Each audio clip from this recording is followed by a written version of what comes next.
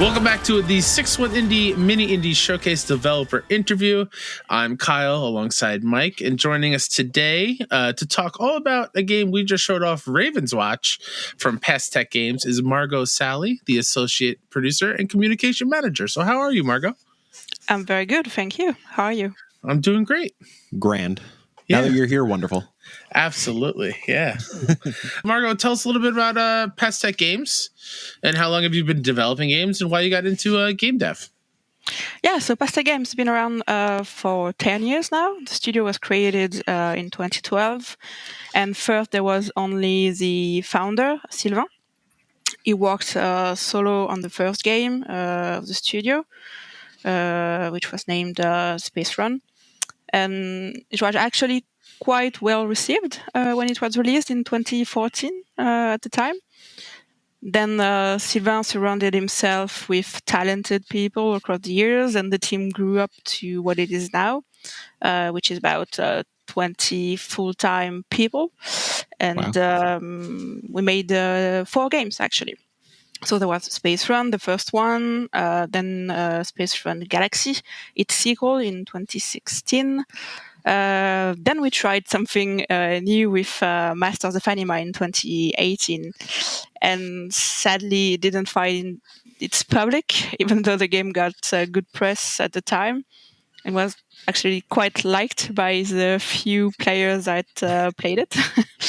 But yeah, then we got known with Curses Dead Gods.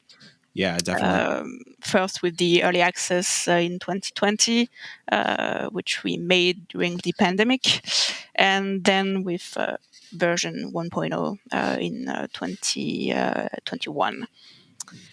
And so myself, I've been working at Passtech Games for 3.5 years, and I'm a producer, like you said, and also a communication manager. I actually started at Passtech as a communication manager, but I wanted to be more involved in the production side of things. So I made the switch a few years back. Awesome. Sweet. And yeah, I mean, congrats on Curse of the Dead Gods. It was such a hit, especially during the pandemic when everybody was really hungry for games. It seemed like things were slowing down. And then I feel like Curse of the Dead Gods kind of came out of nowhere and everybody was talking about it. So kudos to you guys and everybody on the team. We are fans ourselves. So yeah. Thank you. So tell us about what we showed off during the showcase. What is Ravenswatch? Yeah, so Ravenswatch is the next game made by Passtech Games after Curse of Dead Gods.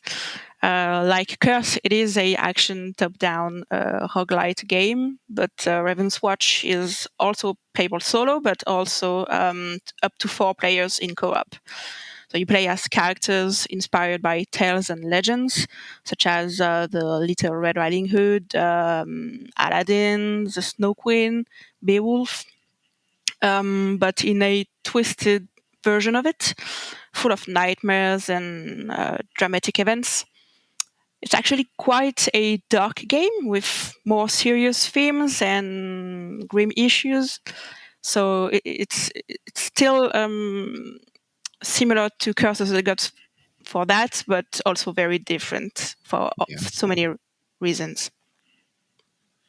Yeah, very cool. Yeah, we played a little bit earlier before we hopped on, and absolutely love how each character feels different. It was a good time. Yeah, I think I'm still finding out who my favorite is. I'm really liking Aladdin so far, I think. Yeah. But I like Beowulf's shield also. That's been super helpful. I'm partial to Scarlet and turning into the big bad wolf when nighttime comes around. Yeah, that's great. It's cool. Yeah, it's amazing how each character feels so distinct and so different and really tailored to how each individual player plays. It feels like people will find their favorite character and really attach themselves to it, which is always great to have. It's kind of that cliche player agency kind of thing. Very PR talk, but definitely. What is it about roguelikes that are just so much fun to create? I think it is because they are easy to learn, but hard to master. And I think that what makes roguelites so fun, it's the replayability and the fact that usually each run is unique and also an opportunity to beat the game differently. And in Ravenswatch, it's even more the case. It's also the fact that you can play with some friends, of course, but also that you can embody such charismatic characters with each of their own playstyle, like you mentioned. And I think the possibilities are what makes the genre so fun to create, but also to play. To us, at least, it's actually quite nice to have a reduced scope of game, but also it's a challenge to create original gameplay mechanics, combine genres, find the thing that differentiates your roguelike from another. Well, yeah, kind of going back to the folktales and the legends. How hard was it to choose which folktales and legends to include? Were there any that like you wish you could have included or could have made in the game? Well, actually, it's not that hard. No. We are surrounded by stories from a young age, and these are popular characters that almost everybody knows. We've all read the books, we've all listened to the tapes, watched the movies about those folk tales.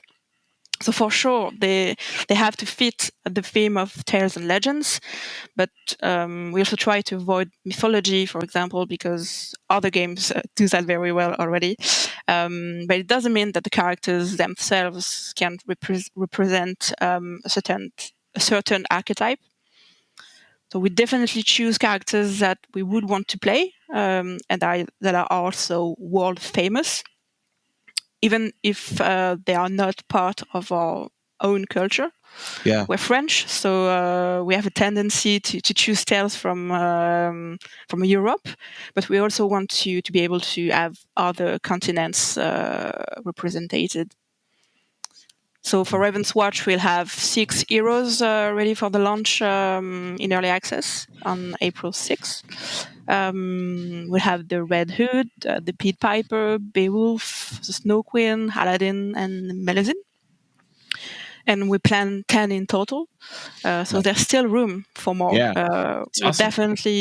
definitely have a long list of possibilities, but we're also open and we want to hear what the suggestions from the community are. That's Yeah, great. I'm sure once people get their hands on it, you're going to get flooded with, I want this, I want that. We already do. Oh, I can imagine. What did you learn from your previous game, Curse of the Dead Gods, that you carried over to Ravenswatch? Oh boy, so much. We've learned so much. Well, first, just how to make an early access, actually. It's pretty different from a launch, a usual launch. I think it went pretty well with Curse, the early access, but there's definitely room for improvement. And launching a game is in early access is always stressful. Launching a game is always stressful, but in early access it's something else.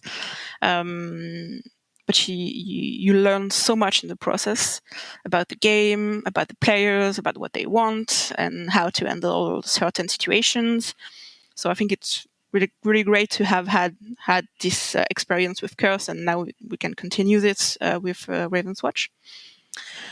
What we'll learn also, well, of course, the genre itself, the roguelike genre. There's a certain, let's say, Curse of the Dead Gods legacy in Ravenswatch, for sure. Having made a roguelike before definitely helps when you want to make a second one. Yeah. I think overall we're just better prepared, and we know the genre quite well, so it's easier to iterate on it. We give a lot of importance to the game feel, especially during the fights. So that's kind of one of Passtech's trademark, actually, intense and challenging combat. And even if we didn't want to do the same thing as in Curse, it is still one of the key elements of the gameplay of Ravenswatch. So it's something that we carry along in our productions. And also visually, the comic book 3D illustration style became the graphic style of the studio. Actually, it's its identity almost. So we've learned a lot tech wise, and now we're able to go even farther with the visual styles of our games. Yeah, it's beautiful, and you said challenging, and boy, oh boy, it's challenging. It's very challenging. We got our butts kicked pretty bad. We'll get there. But what I like also is that it's accessible too. So yeah, it is. You just have to keep trying. Absolutely. Yeah, I think it's just about, like I was kind of saying earlier, like you find your character and you just like learn their special abilities, learn their strong RT attacks, and yeah, it's just about finding that rhythm. And we got close. We did okay against the first boss. A solid okay. Well, kind of going back to the characters, when creating the roster of playable characters, what is the process of making them feel different from one another, and like how you balance kind of that fun factor with the challenge? Love that, the fun factor. Technical term. Well, when we choose to make a new playable character, what we are really looking for is the key element of what makes them different from another.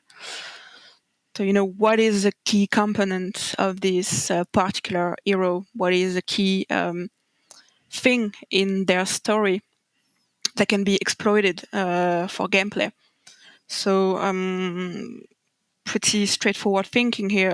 Aladdin has a genie lamp. So, bingo, you'll be able to make wishes throughout the runs. Yeah. Another example is Scarlet. You mentioned her, the Red Hood. She can shapeshift into a wolf at nightfall. Another character, Melusine, controls wisps of water from a distance. So I guess what's important is that each playable character falls into a category like, melee combatant, heavy warrior, ranged fighter, but they also should not be restricted to that category. And I think that's what we need to do with those characters in Ravenswatch. They need to feel unique in the gameplay, in their trait. That's what we call that. And I guess that definitely contributes to the fun factor. Perfect. Yeah, it's awesome. We're super excited to play Ravenswatch, and once again, thank you for including it in our little indie showcase. Thank you so much. When can people expect to play it, and where can people play it? Yeah, so the game will be released in early access on April 6th of this year on Steam. And then we'll keep running and rolling updates for at least a year. And we plan to then release it in 2024, on all platforms. Awesome. PS4, PS5, Xbox One, Xbox Series, and Nintendo Switch. Amazing. Sweet. Can't wait to play on April 6th. Hope you all do. Please wishlist the game and get it when you can. Thank you again, Margot, and thank you everyone for watching our continued mini indie showcase developer interviews, and of course the showcase itself. Please head over to 61indie.com/showcase for our full rundown of all 33 incredible games we showed. And play more indie games. We love you. See you later. Bye. Bye-bye.